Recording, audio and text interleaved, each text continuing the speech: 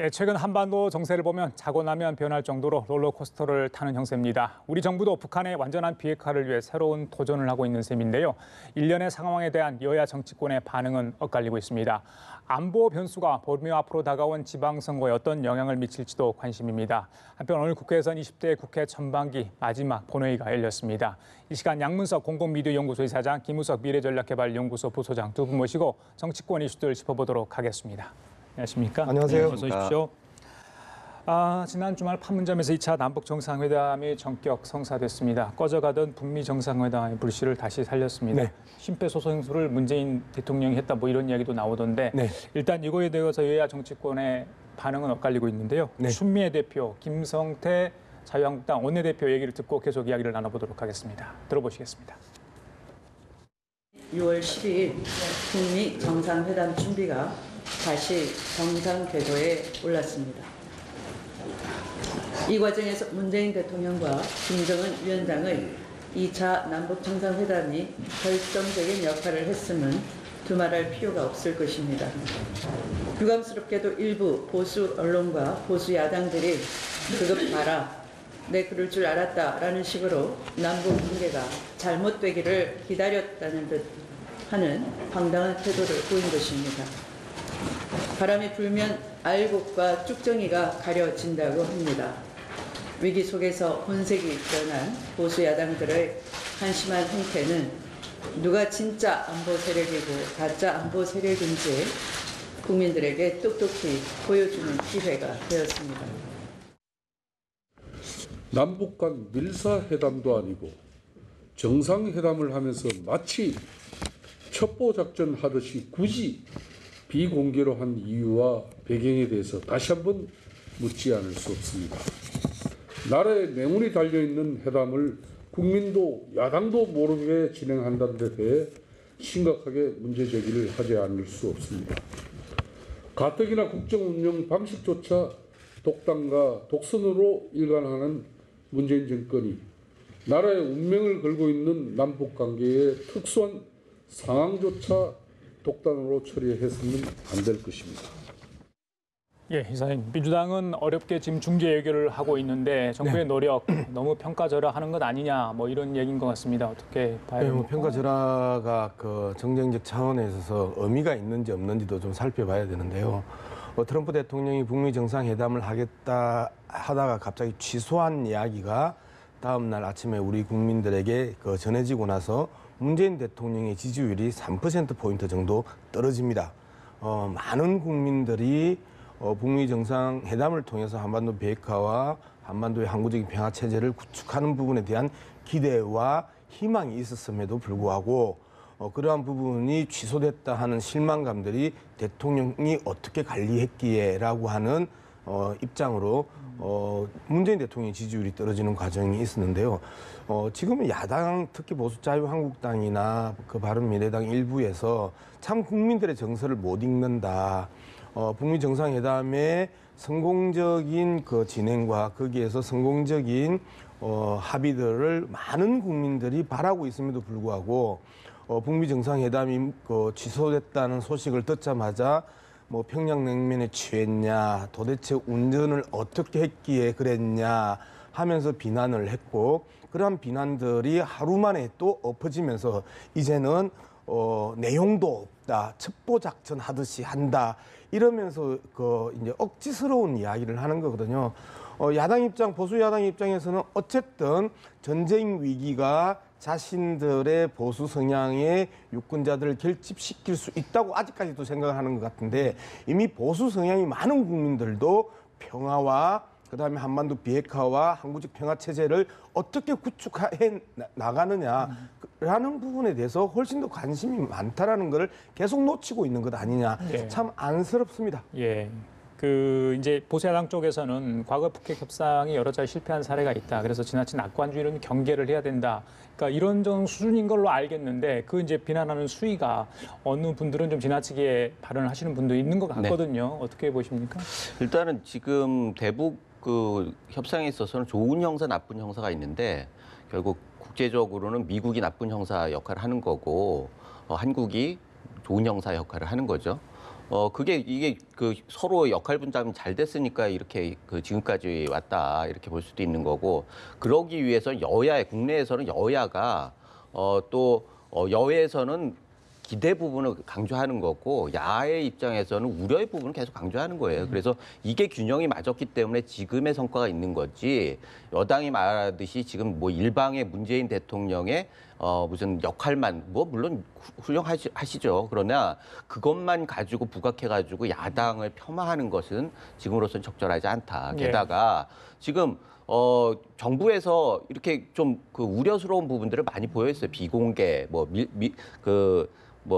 밀사회담이냐 정상회담이냐라고 얘기하는 것들도 일정도 정상이 만나는데 어떻게 비밀이 있을 수 있습니까? 그거는 예의가 안 되는 거죠. 정상회담은 그야말로 공개적이고 의전도 갖춰야 하고 경호도 해야 하는 거고 그런데 지금같이 민감한 시기에 밀사회담을 했다라고 하는 부분들은 일정 정도 이해가 되는 부분이 있어요. 결국은 미북 간의 협상에 있어서 중재자 이 역할을 하기 위해서 이런 것들이 했다는 현실적인 것들은 뭐 이해되는 측면이 있지만 본질적으로 정상회담이 비밀리했다라는 것도 사실 납득하기 어려운 분들도 많이 있을 거예요. 그런 면에 있어서 이 부분을 여야가 이렇게 일방적으로 정치적으로 공격해가지고 될 일이냐.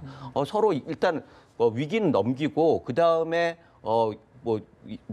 북핵 문제가 잘 해결되고 그래서 한반도의 그 번영을 가는 것은 공통의 목표란 말이죠. 그렇다고 하면 서로 존중하면서 적정한 정도의 균형을 잡고 가는 것은 굉장히 바람직한데 지금 하는 거 보면 약간 우려스러운 분이 있는 것 같습니다. 야당 얘기를 하셨으니까 그 바른미래당 이원주 의원 SNS 글 논란 얘기 좀 하겠습니다. 네. 물론 뒤늦게 삭제를 했습니다만은 그 지방선거를 다분히 의식한 이제 그런 글 아닌가요? 네. 어떻게 해석을 해야 됩니까? 사실 좀 안타까운 부분이 있어요. 지방선거는 어떻게 보면은 4년에 한 번씩 있는 거고 선거는 굉장히 자주 있는 건데 이 부분에 가서는 우리가 상당 부분 앞으로도 없고 과거에도 없던 그런 상황 아니겠습니까? 그런데 그 중요한 문제를 지방선거에 빗대서 이렇게 얘기하는 것들은 그게 서로 사실이더라도 국민들한테 좋은 이미지로 줄 수는 없다. 그런 면에 있어서 이해되는 부분은 없지 않아요. 지금 무슨 말을 해도 야당이 반영이 안 되는 거거든요. 국민들한테 도달하지 않아요. 어떤 메시지를 해도. 그런 면에서 돌출적인 언사들이 나오는 것도 사실이고 사실 지금 홍준표 대표의 언사도 좀 과한 측면이 있고 이현주 의원의 언사도 과한 측면이 있고 반대로 하태경 의원 같은 경우는 헌신에 박수를 한다라고 얘기했어요. 이건 반대쪽에서의 과한 부분이 있단 말이죠. 그렇게 안 하면은 언론에서 받지를 않는 거예요. 그렇다면 야당의 입장에서는 이 상황을 어떻게 해야 하느냐라고 하는 물음이 있을 수 있지만 결국은 이거 핵심적으로 본질적인 부분에 대해서 더 천착을 해야 한다. 이 중대한 사안에 대해서 정치인들이 가지고 있는 소명이 무엇인가에 대해서 생각을 해봐야 한다 이런 남북 생각입니다. 2차 정상회담이 이제 사실 비공개로 성사가 됐죠. 근데 이제 결과 내용은 문재인 대통령이 직접 청와대 주최한 브리핑룸에서 발표를 했습니다. 지난번에 취임 기자 1년 기자회견도 생략했지 않습니까? 여러 가지 여쭙고 싶은 것도 굉장히 많았던 걸로 기자들이 그때 좀 나왔었는데 이번에는 그 상황이 굉장히 급박하고 중요했기 때문에 직접 나와서 브리핑을 했다고 보십니까? 어떻게 보세요? 미국의 트럼프 대통령을 보면요. 뉴욕타임즈하고 아주 전쟁을 하고 있습니다. 6월 12일 날은 현실적으로 불가능하다는 뉴욕 타임즈의 보도에 대해서 트럼프 대통령 같은 경우 오보다라고 하고 바보 같은 짓이라고까지 이야기를 하면서 공격을 함에도 불구하고 항상 브리핑룸에 나와서 자기가 웬만한 것들은 다 직접 브리핑을 합니다. 근데 대한민국 대통령이 그동안에 직접 브리핑에 대한 부분들이 이명박 대통령이나 박근혜 전 대통령을 통해서 직접 브리핑을 많이 못 받고 그리고 또 실제 현장에서 질의응답은 거의 없던 사건들이기 때문에 뭔가 의미가 있고 의미 부여를 해야만 될 것 같던 그런 마음들이 있나 봐요. 그렇기 때문에 지금 그런 질문도 하는데 대통령의 권한으로서 김정은 위원장을 만났고 대통령의 의무로서 언론의 국민에게 그 만났던 내용을 브리핑하고 질의응답하는 건 너무나 당연하다. 이러한 당연함이 여전히 한국 사회에서의 그동안의 권위주의 체제 속에서 당연함과 당연한 서비스를 받는 국민들 입장에서 뭔가 고마운 뜻이 느껴질 수밖에 없었던 게 예. 이전의 정부에 대한 아직까지의 이 부정적인 측면들이 남아 있는 것 아니냐 저는 그렇게 생각합니다. 혹시 뭐 다른 생각 아니 있으신가요? 전직 대통령하고 지금 비교할 상황은 아닌 것 같고요. 사실은 이게 왜 중요하냐면은 회담 자체가 비밀이었다라는 거예요. 그래서 비밀이 있다라고 하는 것들은 사람들이 하루를 묵혀놨을 때 그 사이에 수많은 억측들이 나왔습니다. 그리고 그 내용을 확인 못 해줄 수 있는 그런 예. 정황이 있겠지만 예. 결국은 그걸 브리핑하는 데 있어서 간접적으로 하는 것보다는 대통령이 직접 나서는 게 잘한 일이죠. 예. 그래서 이 부분에 대해서는 잘했다. 일단은 잘했다고 예. 생각을 하는 거고 예. 그러나 비밀주의라고 하는 부분들에 대해서는 야당에서는 당연히 공격할 수 있는 거고 그런 면에서 내용 자체가 명확하지 않잖아요. 지금은 CVID에 대해서 명확하게 설명을 못하는 부분, 안 하는지 못하는지 모르겠지만 이럴 때 형식 자체도 간접적이다라고 하면은 더 많은 의혹들이 생길 수 있기 때문에 이런 부분들에 대해서 그렇게 한 거는 상당히 잘한 점이 있지만 예. 내용 자체에 대해서는 야당의 우려 이런 부분들에 대해서 좀 더 고민을 많이 했으면 좋겠다는 예. 생각이 그 듭니다. 부분에 대해서 이제 김은숙 소장이 앞서 이야기를 할 때 평화의 본령이라는 결과를 도출하면 좋겠지만 그 과정이거든요. 그 다음에 북한에 대한 존중에 대한 서로 존중해야 된다라는 또 원론적인 이야기를 한단 말이에요. 자, 이게 첩보 작전이다. 그다음에 밀실 회담이라고 비난하기 전에 북한이 먼저 만나자고 했고 비밀리에 만나자고 했고 발표도 자신들하고 같은 시간에 하자라고 제안을 했었을 때 현재 이 문제를 풀어야 되고 경색 국면이고 사실상 심장마비 상태에서 심폐소생을 하고 있는데 거기에서 가운 입고 청진기 대고 그다음에 엑스레이 대고 할 상황이 아니잖아요. 뻔히 알면서 이해하면서 충분히 예. 이해됨에도 불구하고 이걸 밀실이다 첩보작전이라고 공격하고 비밀주의라고 공격할 수밖에 없는 게 애초에 위장평화쇼라고 이야기하지 않고 정말 이런 부분들은 좀 예. 신중하게 가달라. 예. 이런 부분들은 우려가 되니까 좀 더 적극적으로 해결해달라 하면서 남북 정상회담이나 북미 정상회담에 대한 우호적인 입장에서 계속해서 훈수를 떠는 입장이었었으면 저렇게 스스로가 억지라고 알면서도 억지스러운 주장을 안 했을 텐데 애초부터 위장평화쇼다 지방선거용이다 김정은이 문재인 일병 구하기를 하는 것 아니냐 예. 류의 이야기를 함으로써 스스로 발등을 찍은 거죠. 예, 알겠습니다. 오늘 국회에서도 한반도 특히 이제 북핵 관련해서 이슈를 두고 여야가 좀 첨예한 갈등 양상을 좀 보이는 부분이 있었습니다. 특히 이제 국회 정보위에서 국정원 현안 보고 내용 그 부분에 대해서 2차 남북 정상회담 관련 내용을 받을까 말까 그 부분이 있었고요. 하나 부분이 뭐 논란이 있었고 그다음에 이제 오늘 마지막 본회의가 있었는데 지난 4.27 판문점 선언 지지 결의안 그 부분 네. 여야 또 다른 생각을 가지고 있습니다. 아직 뭐 통과됐다는 얘기가 지금 들리지 않고 있거든요. 네네. 그 부분 뭐 같이 한번 이야기를 해주시죠. 뭐 2차 남북 정상회담의 결과를 소상하게 공개하라. 지금 문재인 대통령이 지난주에 한미 정상회담에 대해서도 거의 이야기를 할 수 없었던 분위기였었잖아요. 어쨌든 트럼프 대통령과 문재인 대통령이 했던 이야기들이 아주 일부분 원론적인 이야기만 나왔는데 양국 정상이 만나서 원론적인 이야기만 했을까요? 당연히 이 남북 정상회담 또한 현재 남북 정상은 아주 자유롭게 언제든지 만날 수 있는 분위기가 됐지만 북미 정상은 아직까지 한 번도 만난 적도 없고 통화도 한 적이 없습니다. 그리고 북미 정상회담이 지금의 흐름 속에 있어서 가장 결정적인 회담이란 말이에요. 그런 상황에서 대한민국에서 남북 정상회담의 이야기와 그다음에 한미 정상회담의 구체적인 내용을 이야기했었을 때 기본적으로 이 상황을 정상적으로 바라보는 사람들이었으면 이야기해도 되겠죠. 그런데 위장평화쇼고 지방선거용이고 김정은이 문재인을 배려했다 이런 식으로 이야기하고 있고 어쨌든 파토가 나기를 은근히 기다리다가 노골적으로 그 속내를 드러냈고 온 국민에게 다 들켰고 그리고 나서 또다시 변화되는 상황에 있어서 대응하지 못하고 억지 부리고 이런 상황에서 어떻게 믿고 그 이야기를 할 수 있겠느냐. 이제 이 부분에 대해서 많은 국민들도 하지 마라. 좋은 결과를 내는데 최선을 다해라. 라고 국민들이 지금 지지율로 표현해 주는 거 아닌가요? 예, 알겠습니다. 지금 여야의 문제로 접근할 게 아니라 사실은 이건 국회의 권능에 대해서 얘기를 할 부분입니다.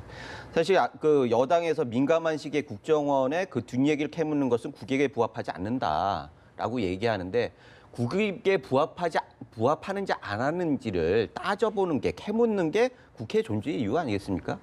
국민들이 직접 못하니까 국회에서 국민들을 대신해서 그걸 질문하고 확인하고 그걸 판단해가지고 공개할 부분은 공개하고 하지 않을 부분은 국익에 맞는다고 하면 얘기를 안 하는 거죠. 그것을 국회 인정을 하지 못한다라고 하면 국회를 무시하는 거죠. 예. 결국 북한에 대해서는 굉장히 모든 것들을 긍정적으로 얘기하면서 국민이 뽑아준 선량에 대해서 굉장히 의구심만 가지고 있다라고 하는 게 지금의 전국에 꼬여 있는 현상의 본질이다 이렇게 생각이 되고요. 예.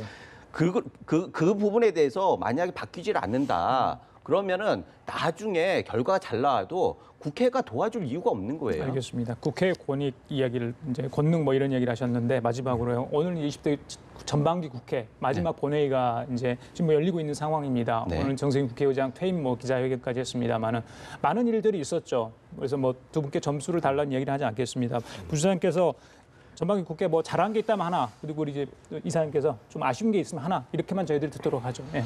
잘한 게 있는지는 사실 언뜻 떠오르진 않아요. 근데 정권이 바뀌었잖아요, 그 사이에. 그러나 정권이 바뀌었음에도 불구하고 여당이 바뀌었음에도 불구하고 여당은 언제나 청와대 출장소 역할을 해왔다는 거죠. 그게 본질적으로 지금 국회가 제 역할을 못하고 있는 본질이다. 예. 그것을 해결하지 못하면은 다음 국회, 이번 지방선거에 대해서도 결국은 대통령 지지가 가장 중요한 이슈가 될 텐데 그것이 반영이 된다라고 하면 다음 국회에 무슨 여야가 있고 국회의 권능이 있겠습니까? 그런 부분에 알겠습니다. 대해서 좀 반성을 좀 해야겠다 그런 생각이 듭니다. 예, 예를 들면 판문점 지지 선언에 대한 부분도 이제 우리가 이야기할 필요가 있는데 판문점 지지 선언 결의안을 이야기하자고 하니 CDI 갑자기 CBID나 이런 부분에 대해서 반드시 넣어야 된다 이야기를 하는데 이거는 북미 정상회담 지지 결의안이 아니거든요. 판문점 지지 결의안입니다. 기본적으로 개념에 대해서도 이해를 못 하고 있고 억지 부리고 있고 그다음에 차기 국회의장을 또 뽑지 않음으로써 또 한 번의 헌정 중단 사태를 초래하고 있는 이런 모습들이 과연 국민들에게 설득이 되겠는가? 그러니까 대통령이 불쌍하다는 소리가 나오는 거죠.